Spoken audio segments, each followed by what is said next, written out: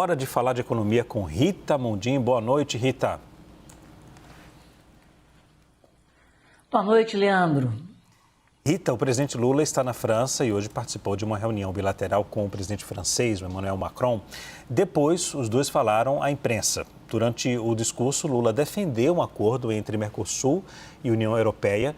A gente vai ver agora um pedacinho, daqui a pouco a gente volta. Vamos lá. Expus ao presidente Macron minha convicção sobre o papel estratégico de parceria entre o Mercosul e a União Europeia. E quero, Macron, afirmar na frente da imprensa brasileira e francesa que eu assumirei a presidência do Mercosul no próximo dia 6. E ao assumir a presidência, um mandato de 6 meses, eu quero lhe comunicar que não deixarei a presidência do Mercosul sem concluir o acordo com a União Europeia.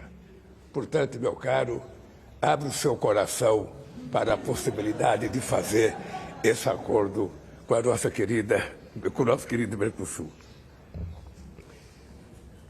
Esta é a melhor resposta que nossas regiões podem dar diante do cenário de incertezas criado pelo retorno do unilateralismo e protecionismo tarifário. No mesmo pronunciamento, Rita, Emmanuel Macron disse que quer o livre comércio, mas precisa respeitar os agricultores europeus. Vamos ver.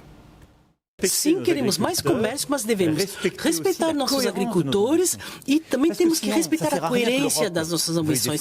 Senão, de nada vale a Europa defender o clima, mas valeria fechar sua indústria, seu comércio, sua agricultura, ela importaria tudo e acabaria com os agricultores que não teriam mais mercado. Então, a conclusão é essa.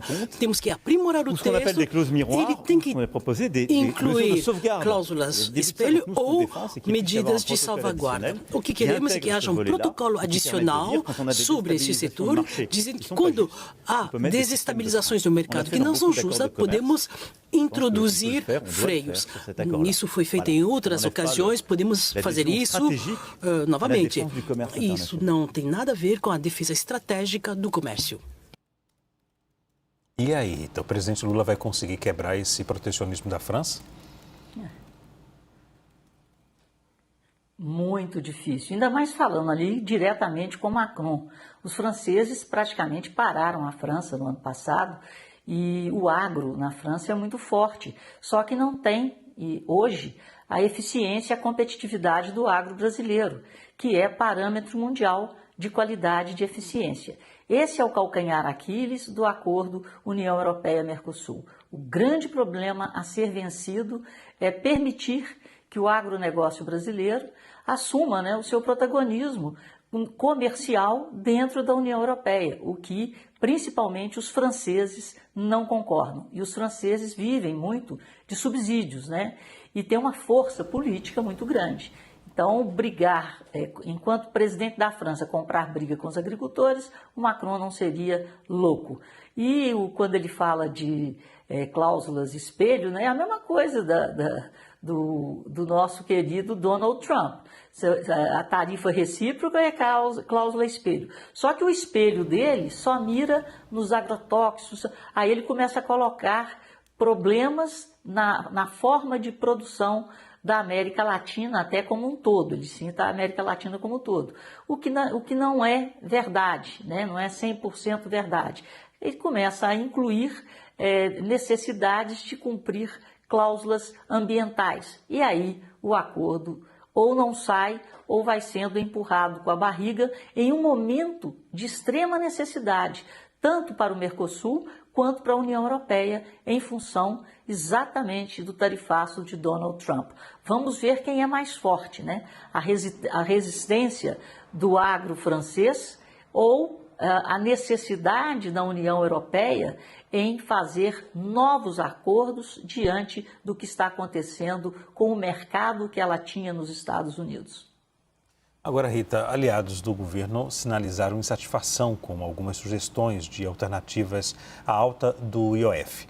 Sugestões de rever benefícios sociais como o BPC e de mudanças no Fundeb não são vistas com bons olhos.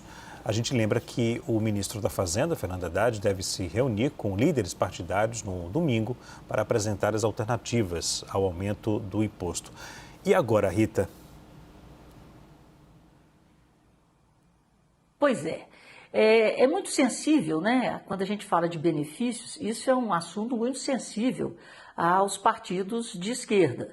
O BPC, que é concedido a todo idoso acima de 65 anos e quem tem deficiência de qualquer idade, é um benefício justo, mas ele é atrelado ao salário mínimo.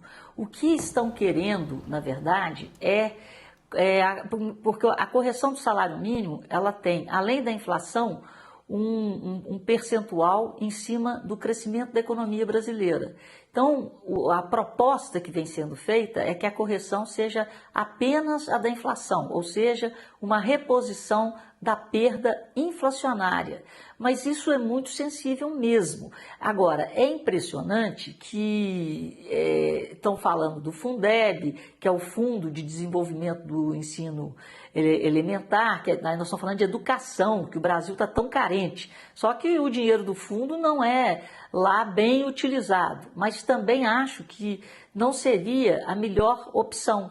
A melhor opção seria uma fiscalização maior, um corte, né, de despesas e outra coisa, né, rever esse saco de benefícios, porque estão querendo mexer em benefícios, em fundos que são necessários, ao invés de ir naqueles que são populistas. Eu, na minha opinião, isso é minha opinião mesmo, esse negócio de pagar para estudar, você não tem que pagar para estudar, você tem que deixar o dinheiro no fundo da educação e dar uma educação de qualidade, fazer com que as pessoas tenham prazer em ir para a escola. E isso passa pela qualidade da escola, pela qualidade do professor, ao invés de ter que pagar para o professor ser professor. Então nós temos que rever exatamente a forma de fazer a política de educação no Brasil e não mexer numa hora em que o governo quer tapar buraco de gastos excessivos em benefícios sensíveis, né? Pessoas com mais de 65 anos e pessoas deficientes de qualquer idade. Então, vamos conversar, vamos cortar ministério, vamos fazer uma revolução tecnológica, aprimorar ainda mais o gov.br, vamos acabar com a burocracia e os processos burocráticos que encarecem os processos e o serviço público, mas não passam por aí. Na verdade, é a necessidade imediata de se fazer caixa. Rita, rapidamente, o Elon Musk e Donald Trump estão em pé de guerra, né? E agora o republicano ameaça cortar subsídios e contratos com empresas do bilionário. Qual a consequência disso, hein, Rita? Pois é, o Elon Musk, ele foi o maior financiador da campanha do Trump. Quando o Trump tomou posse, ele era o primeiro-ministro dos Estados Unidos, ele estava em todas, ainda levava o filho dele. Só que como esse primeiro-ministro, ele foi muito mal visto na época do tarifaço e a venda dos carros dele, dos produtos dele, despencou pelo mundo, principalmente na Ásia e na União Europeia, que foram alvo mais forte das políticas de tarifa de Trump. Aí ele voltou para tomar conta dos negócios dele, não concordou muito com a lei orçamentária de Trump, o Trump não gostou e os dois começaram um bate-boca e agora o divórcio está escancarado. Mas como diria um grande amigo meu que eu tive a honra de conversar com ele hoje, um dos maiores artistas plásticos mineiros, o Leopoldo Martins, que entende muito de bichos, principalmente de panteras, 2 pavões não cabem na mesma gaiola.